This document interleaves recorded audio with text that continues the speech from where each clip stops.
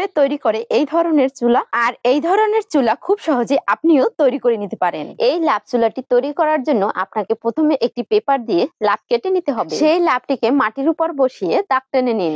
এখন একটি রঙের কোটা দিয়ে ভিতরে দুটি গোল দাগ দিয়ে দিতে হবে। এই চুলাটি তৈরি করা খুবই সহজ। এখন অল্প অল্প করে মাটিটাকে এখানে দিয়ে দিতে হবে। এই গোল বৃত্তটা বাদ দিয়ে মাটিটাকে দিয়ে দিতে হবে। মাটিটাকে একটু পুরু করে দিয়ে এখান থেকে একটি বোতল বসিয়ে দেব। এরপরে আর একটু উঁচু করে মাটি দিয়ে এখান থেকে আরেকটি বোতল বসিয়ে দিতে হবে। আরো দুটি কাঠ এবং পাইপটিকে বসিয়ে দেব। বসানো হয়ে গেলে আবারও সব জায়গায় মাটি উঁচু করে দিয়ে দিতে হবে। ভিডিওটি এ পর্যন্ত ভালো লেগে থাকলে অবশ্যই একটি লাইক দিবেন। এবার আমি এখানে কৌটোটি বসিয়ে এর পাশ থেকে উঁচু করে মাটি দিয়ে দিচ্ছি। তারপরে কৌটোটি উঠিয়ে অপর পাশে একই ভাবে উঁচু করে মাটি দিয়ে দিতে হবে। এরপরে মাটি সমান করে দুদিনের জন্য শুকিয়ে নিন। এখন শুকানো মাটির উপরে একটি লাভ এঁকে সেই লাভটিকে একটি চাকু দিয়ে কেটে দিতে হবে। এরপরে পাশ থেকে 1 ইঞ্চি পুরো করে মাটিটা কেটে দেব। সম্পূর্ণ কাটা হয়ে গেলে এবার মাটিটাকে তুলে নিন। দেখুন কত সহজে এই মাটিটা উঠে আসছে। একই ভাবে নিচের সিঁড়িটি কেটে মাটিটাকে তুলে নেব। দেখুন কত সুন্দর সিঁড়ি তৈরি হয়েছে। এবার আমি নরম মাটির প্রলেপ দিয়ে দেব। মাটির প্রলেপ দেওয়া হয়ে গেলে সুন্দর করে লিপে নিন। এরপরে ব্যবহারের জন্য ভালোভাবে শুকিয়ে নিতে হবে।